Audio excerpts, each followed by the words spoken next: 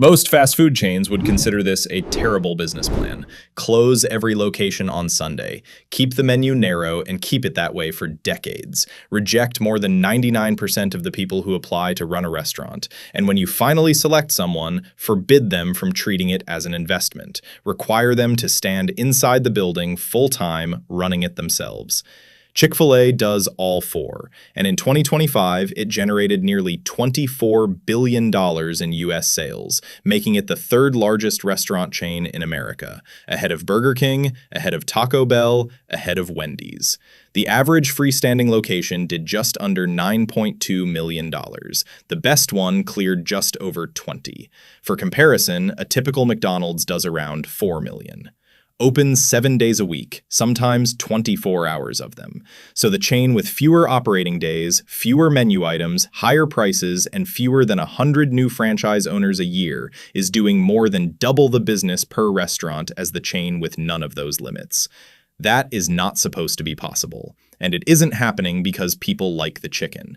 Competitors can copy a sandwich. They can develop a sauce, reformulate the fries, train their staff to say, "My pleasure." Several have tried all three. What they can't copy is the system underneath, because the system isn't a set of practices. It's a set of constraints, stacked on top of each other for 70 years, until they stopped being limitations and became a wall nobody has managed to climb. But walls work in both directions. Competition in the chicken category is intensifying. Prices are rising into a market running value wars. Some of those restaurants are physically approaching the limits of what they can serve in a day, and the company is now trying to export a deeply, specifically American brand to countries that have no idea what any of it means. Which leaves two questions. How did Chick-fil-A turn its own limitations into the hardest advantage in fast food to replicate? And can those same limitations survive what's coming next? To answer either one, you have to go back to a diner in Hapeville, Georgia in 1946. The diner was called the Dwarf Grill. It sat just south of Atlanta, near a Ford assembly plant feeding shift workers. The man running it was Truett Cathy. It took him 21 years to get from that diner to the first restaurant carrying the Chick-fil-A name, which opened in 1967. Not on a highway, not on a corner lot, but inside an Atlanta shopping mall, in a food court, and a moment when the rest of the industry was racing to plant freestanding buildings along interstate exits. That was the first decision that looked wrong. It wasn't the last. Cathy made three choices early on that a modern consultant would spend an entire engagement trying to reverse. The first, the restaurants close on Sunday. Cathy framed it in religious terms, and he meant it that way. He'd worked 7 days a week in the diner and decided his people wouldn't. But whatever the motive, the effect was structural. It gave every location a predictable day for rest and upkeep. It offered a recruiting distinction in an industry known for difficult schedules, and it created something the marketing department could never have bought. The second, no outside equity investors, no public offering. Chick-fil-A remains privately held today. It has used debt, including a private bond sale in 2026, but in its entire history, no quarterly earnings call has ever shaped a decision inside that company. Not one. The third, and the one that matters most, Chick-fil-A would own or control the restaurants, not the franchisees. The company would put up the building and equipment, secure the site through ownership or a lease, and keep control of it. Individually, those three look like conviction, stubbornness, and caution. Together, they're something else entirely. They're a labor strategy, a capital structure, and a brand position. And each one only functions because the other two exist. To see how, go back to that comparison from a minute ago and push it one step further. A McDonald's does roughly $4 million a year across 7 operating days. A freestanding Chick-fil-A does about $9.2 million across 6. Normalized for the days the doors are actually open, and a Chick-fil-A isn't doing double the business. It's doing somewhere close to 2.5 to 3 times the business, per day, every day it's open. Sit with that. It means the binding constraint on Chick-fil-A is not demand. It has never been demand. The constraint is capacity. How many cars the building can physically process before the lunch rush ends, which reframes the entire company. Chick-fil-A is not a restaurant that happens to have long lines. It's a manufacturing operation, and the thing it manufactures is completed orders per hour. Once you see it that way, the design choices stop looking like personality and start looking like engineering. Take the menu. It's narrow, and it's been narrow for decades. Chicken sandwich, nuggets, strips, waffle fries, a handful of variations. Every item Chick-fil-A doesn't sell is a station it doesn't have to build, a training module it doesn't have to teach, an ingredient that can't spoil in the walk-in, and a decision the customer doesn't have to make at the speaker. Compare that to the era when McDonald's bolted espresso machines and all-day breakfast onto a kitchen designed for burgers and watched drive-through times climb across the entire system. Every added option is paid for in seconds, and seconds are the currency. Then take the labor. Everyone else puts employees inside the building. Chick-fil-A pushes them outside, into the lane, with tablets. That single move changes the math of a queue. A conventional drive-thru has one order point, a speaker box, and every car waits its turn to use it. Chick-fil-A can take multiple orders at once, in parallel, before the cars ever reach the window. The bottleneck doesn't get faster, it gets removed. And then the buildings themselves. Dual lanes, dedicated mobile order pickup, newer formats built as drive-thru only. And in dense markets, elevated kitchens with the dining room stripped out entirely and the whole structure organized around vehicle flow. Most competitors emphasize seconds per car. Chick-fil-A has also designed its buildings around cars per hour. Those sound like the same problem. They are not the same problem, and they produce very different buildings. But throughput at that level requires something no equipment budget can buy. It requires the store to actually be run well, in 3,000 locations on a Tuesday when nobody from corporate is watching. That's the second mechanism, and it's the one most people have never had explained to them. Chick-fil-A legally franchises restaurants, but its model is unusual. It selects hands-on operators. That distinction is more than branding. It's the entire business. Here are the actual terms. The franchise fee is $10,000. McDonald's charges $45,000. Popeyes charges $50,000. Chick-fil-A's is far below the published initial fees at chains such as McDonald's and Popeyes. The reason it's that low is that the operator isn't buying anything. Chick-fil-A funds the site, the construction, and the equipment, and the company keeps the core assets, the building, the fryers, and control of the site through ownership or a lease, which means the operator owns no equity, none. They cannot sell the restaurant. There is no resale market for a Chick-fil-A. They cannot pass it to a child. When they leave, it reverts to corporate. The operating agreement runs year to year. The base operating service fee is 15% of gross sales. Chick-fil-A also receives 50% of the remaining pre-tax profit after expenses, along with other charges. And there are conditions on the person, not just the paperwork. Operators are typically expected to run one restaurant, full-time, in the building. Select operators may run as many as 3. They're generally not permitted to hold other business ventures on the side. Now look at the demand for that deal. Chick-fil-A receives somewhere north of 40,000 applications a year and selects fewer than 100 new operators. That's an acceptance rate under 1%. So why does anyone want it? Because the restaurant they'd be running does $9 million a year, and it costs them $10,000 to walk in the door. For a person with operational talent and no capital, there is no comparable opportunity anywhere in American business. And here's what that structure buys Chick-fil-A. At most chains, a franchisee is a capital allocator. They may own 20, 30, 50 locations, with layers of regional managers standing between their money and the counter. At Chick-fil-A, the person whose entire income depends on that single store is physically standing in it, every day, watching the line.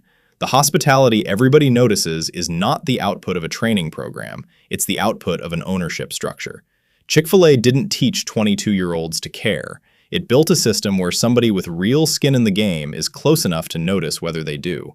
An operator can run a $9 million business for 20 years, earn a genuinely good living, and walk away owning nothing they can sell. The model that guarantees the service is the same model that guarantees the appreciation stays with corporate. And all of it is only possible because of that third founding decision. Public companies can and do hold enormous real estate portfolios. McDonald's is the obvious example. But most franchisors rely far more on franchisee capital. Chick-fil-A carries a larger share of the site, building, and equipment burden itself. High store volumes help fund that expansion, private ownership allows patience, and the company can choose when to supplement its cash with borrowing. The closed Sundays and the operator model come from the same root. This is a company that never sold the right to be patient. Now the part that shows up on the income statement. Chick-fil-A does not compete on price. It is frequently more expensive than the burger chains it sits next to. From 2015 through 2025, it led the American Customer Satisfaction Index restaurant category for 11 consecutive years. In the 2026 study, Chick-fil-A held at 83 but ranked second to Jersey Mike's at 84, KFC scored 80, and McDonald's 72. What it's actually selling, at a premium, is certainty. The order will be right. The line will move even though it looks impossible. The dining room will be clean. Nobody will be rude to you. That's the same underlying product Walmart sells at the opposite end of the price spectrum with everyday low pricing, the removal of doubt from the transaction. Walmart monetizes certainty as a discount. Chick-fil-A monetizes it as a markup. Both work because uncertainty is the real cost customers are trying to avoid. And the Sunday closure feeds directly into it. A closed day is, on paper, pure lost revenue. In practice, it became the most efficient marketing the company has ever run, a fact customers repeat to each other for free forever. It converts an absence into evidence of conviction. Some of the demand may shift into the other 6 days, into buildings already engineered to absorb it. This is where every imitation strategy breaks down. Chains have run hospitality initiatives, mystery shopper programs, service scripts. You can copy a phrase. You cannot copy the reason it's said sincerely. Culture is downstream of incentives, and at Chick-fil-A, the incentives are structural. Which brings us to the problem. In 2024, Chick-fil-A's U.S. system sales grew 5.4%. That was the first time since 2013 that growth came in under 10%. In 2025, it grew 5.2% to $23.9 billion. Still enormous, still the envy of the industry, but decelerating. And underneath that headline is a more revealing number. The average non-mall location slipped from $9.374 million in 2023 to $9.317 million in 2024, then fell about 1.7% in 2025 to $9.161 million. The chain ended the year with 3,287 U.S. restaurants after adding 178 net new locations, which means the growth is now coming mostly from opening more stores, not from existing stores getting busier. For a throughput business, that's the signal that matters. When your restaurants already run at capacity during peak hours, incremental revenue has to come from one of 3 places: more units, more day parts, or higher prices. And Chick-fil-A's constraints close 2 of those doors: no Sundays and limited late night, 2 of the most valuable revenue windows in the industry, structurally unavailable. And the narrow menu, the thing that produces the speed, can also limit opportunities to expand how much any one customer spends on a visit. Which leaves price. And price is exactly where the pressure is. In a market where every competitor has spent 2 years running value promotions, Chick-fil-A's own satisfaction scores have flagged value perception as the soft spot in an otherwise dominant position. Meanwhile, the competition has learned the lesson. Raising Cane's has gone from 509 locations at the end of 2020 to about 1,000 by 2026, with an even narrower menu and the same throughput logic. Wingstop is scaling, Popeyes is entrenched, and every burger chain in America now runs a chicken platform. For a decade, Chick-fil-A's hospitality advantage was untouchable. What's changed is that smaller brands stopped trying to match it and started competing on different ground: digital engagement, cultural relevance, the young customer Chick-fil-A has owned since 2018. There's a saturation risk, too. In the dense southeastern markets where the brand grew up, new locations may increasingly pull from existing ones. And in a genuinely unusual category of complaint, some municipalities have started treating Chick-fil-A drive-thru queues as a traffic engineering issue, which tells you something about the ceiling, but also about how strange the underlying demand is. Then there's the quieter long-term risk, the operator pipeline itself. A model offering no equity, no transferability, and a 1-year agreement depends on a permanent supply of people who want a job more than they want an asset. That's held for decades. It's an assumption, not a law of nature. If domestic volumes are near their ceiling, growth has to come from somewhere else, which is why Chick-fil-A has pushed further beyond the mainland United States. After an earlier South Africa run from 1996 to 2001, Chick-fil-A returned to international growth in Canada in 2019 and expanded to Puerto Rico in 2022. Its current UK rollout began in January 2025, followed by Singapore in December 2025. As of August 2026, the company listed 4 UK restaurants: Lisburn South, Temple Patrick, Leeds, and Kingston, and 2 in Singapore. Liverpool had been announced but had not yet opened. The company has committed $100 million to the UK over the coming decade and $75 million to Singapore over 10 years. The stated goal is 5 international markets by 2030. And every pillar of the model becomes a question mark the moment it leaves the American suburb. The real estate first. The machine is a car-dependent, high-throughput, dual-lane drive-thru on a suburban parcel. Central London does not have that parcel. Singapore does not have that parcel. The building the entire system was engineered around largely doesn't exist in the markets being entered. The Sunday closure, second. In the American South, it reads as conviction, and everyone can decode it instantly. Abroad, without that context, it may read as an unexplained inconvenience. Third, the brand's history. Controversy intensified in 2012 after President Dan Cathy publicly opposed same-sex marriage, and scrutiny focused on donations by company-linked organizations.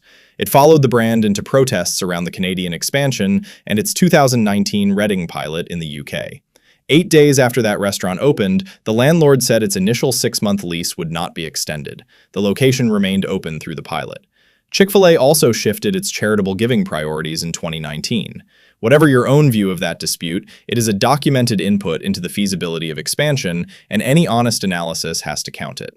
And fourth, the operator pipeline. Under 1% selectivity is a luxury that requires 40,000 applicants. That funnel does not exist in a new country on day one. The UK rollout mixes licensed and locally franchised restaurants, while Singapore uses a local franchised operator. Those different structures may produce different levels of control. The constraints that made Chick-fil-A unbeatable in the American suburbs are the same constraints that make it hardest to export. A moat and a cage are the same wall, viewed from different sides.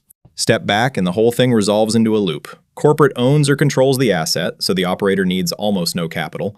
Because the operator needs no capital, selection can filter for temperament instead of net worth, which is how you get an acceptance rate under 1%. That filter puts a full-time operator on the floor of every restaurant, which produces service quality no competitor can staff their way into. That service quality produces the highest unit volumes in the industry. Those volumes make the operator role worth 40,000 applications a year. And the profits help fund the next store, with financing decisions kept inside a private company. It has been running that way for 7 decades. But notice what the entire loop is powered by: volume per unit. Everything downstream, the selectivity, the service, the self-funding, depends on each individual restaurant printing an extraordinary number. And volume per unit just declined for a second consecutive year. That's not a crisis. A company doing $24 billion with the highest per-store sales in fast food is not in trouble. But flywheels are only as strong as the thing spinning them, and that number is the thing. The critics are right that operators build an enormous business and own none of it. The advocates are right that it's the single most accessible path in America to running a $9 million restaurant. Both are true simultaneously, and which one you weigh more heavily says more about how you value ownership against opportunity than it does about the arithmetic. So the next time you pull into that lot and see the line wrapped twice around the building and the employee standing out in the rain with a tablet, understand what you're actually looking at. You're not looking at a line. You're looking at the visible edge of a system that decided, 70 years ago, that it would rather do a few things at a scale nobody could match than do everything at a scale anyone could copy. The machine works. That question is settled. The one still open is whether it works anywhere that isn't here.